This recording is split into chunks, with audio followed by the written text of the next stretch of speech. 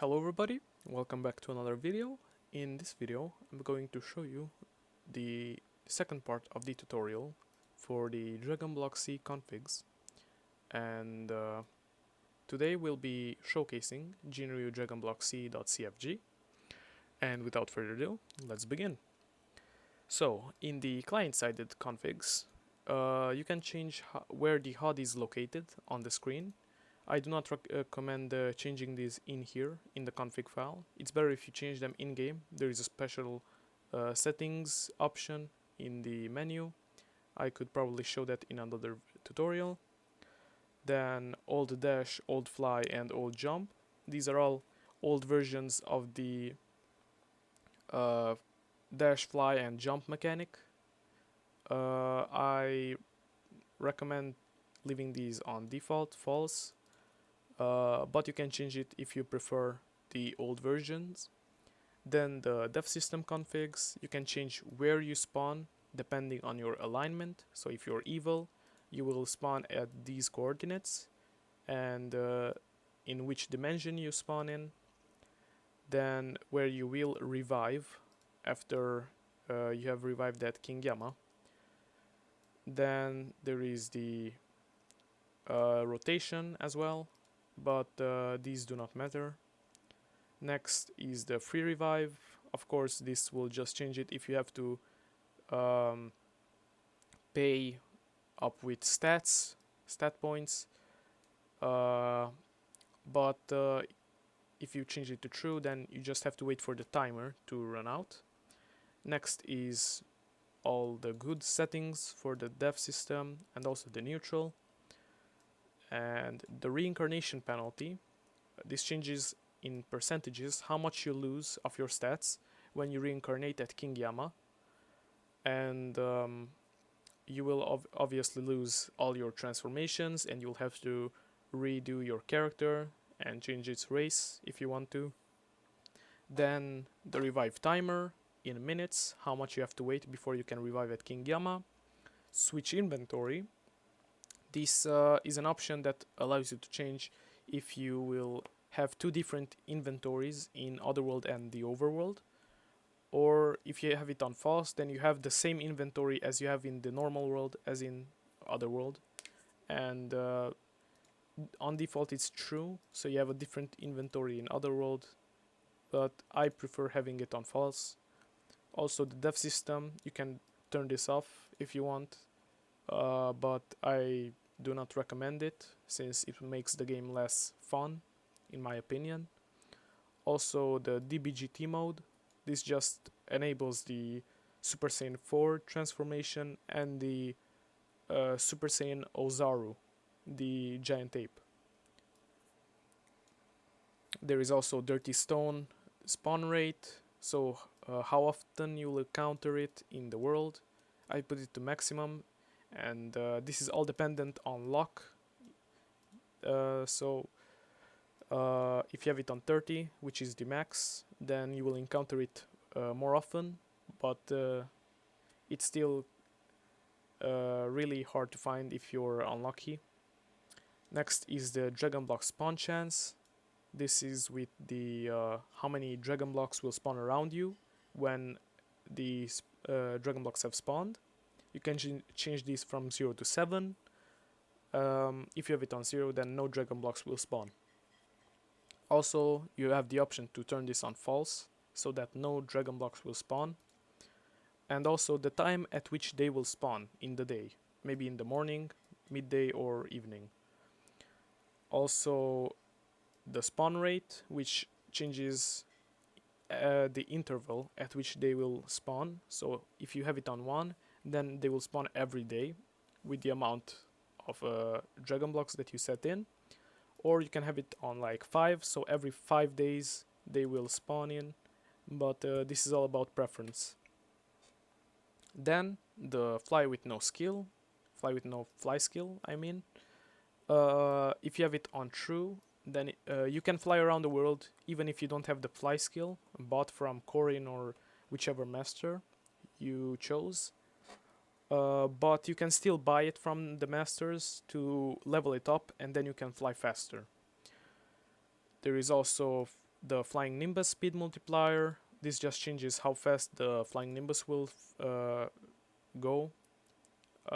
If you change it to 30, which is the max, it will go too fast and it would probably crash the game. So I prefer just using it on 1.5 because it's faster than regular flying. And healing pod's healing rate. This just changes the amount at which you heal when you're in the healing liquid. Then there is the Keyblade cost multiplier, damage, and cost per level. The cost multiplier just changes how much ki you lose every time you hit, and the damage multiplier just how much damage you deal with each hit when you have it activated. And this goes on for Key Infuse, Key Fist, Key Protection, and the Key Scythe. Then there is max training experience limit. So I do believe this is the XP for the key techniques. So if you have it on 30,000, then you can have the maximum amount of experience and you can level up your key techniques a lot more. Then the Namek Dragon Block spawn rate. This is the same as the Earth Dragon Block spawn rate. I keep it at 1 day. And now the Null Realm background color. If you have it on true, then the background of the Null Realm will be green. And if you have it on false, then the background of the Null Realm will be purple. And also the minimum height at which the Null Realm is from the void. So 20 blocks from the void.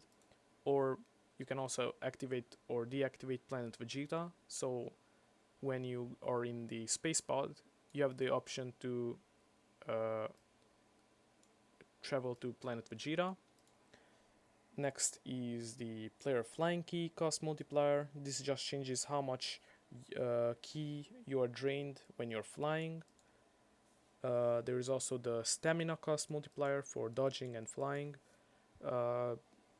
This drains your action time, not your key. And next is the saga system. You can change this to true, so then you can do the story of Dragon Block, or you can change it to false and then you can't use the Sega system. Then there is also Sega system spawn space pods. If you have this on true, then when you finish the Vegeta quest, then you will gain a space pod. If not, then you don't get a space pod and you'll have to craft them yourself with chips and Waranite crystals. Then there is also Saga mob despawn area limit. So when you spawn the enemies in the saga, this is the block limit at which they will despawn. So if you are 50 blocks away from the enemy, they will start to despawn at the timer that you set in. So when you're out of range, they will despawn in 15 seconds for me. You can change this. There is also the Senzu cooldown, so you can't spam them and eat them real fast. There is also how much Senzu you get from Korin. You can change this from 1 all the way to 10. And if you change it to 10, you will get 2 stacks of 5 Senzus, since the max stack of Senzus is 5.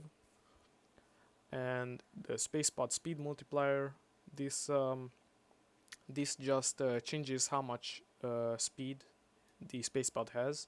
Same with the Nimbus speed multiplier. I do not recommend changing it to 30 or a very high number because it will crash the game.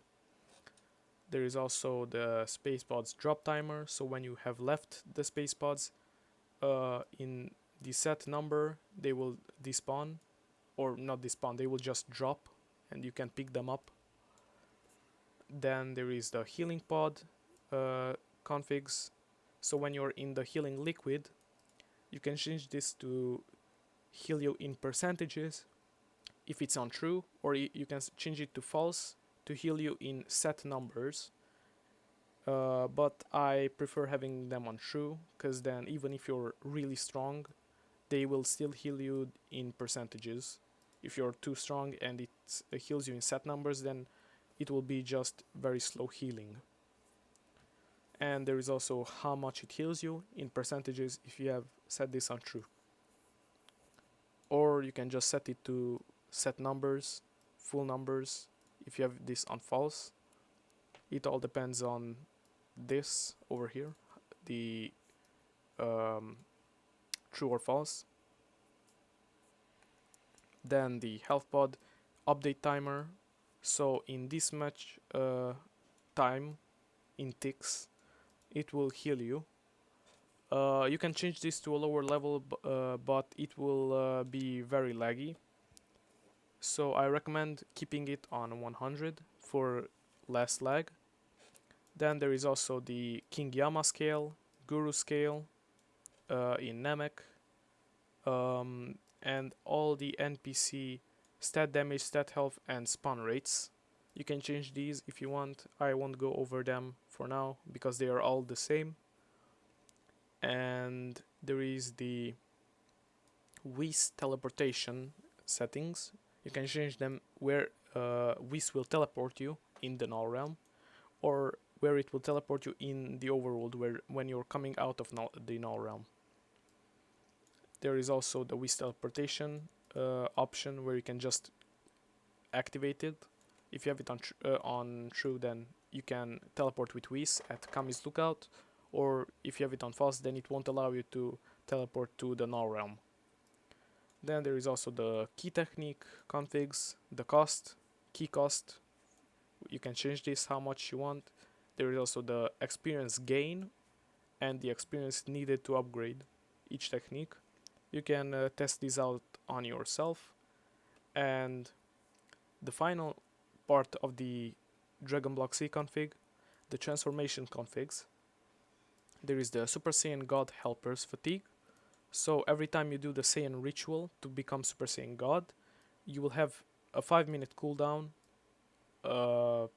before you can reuse the ritual again. On default it's 10.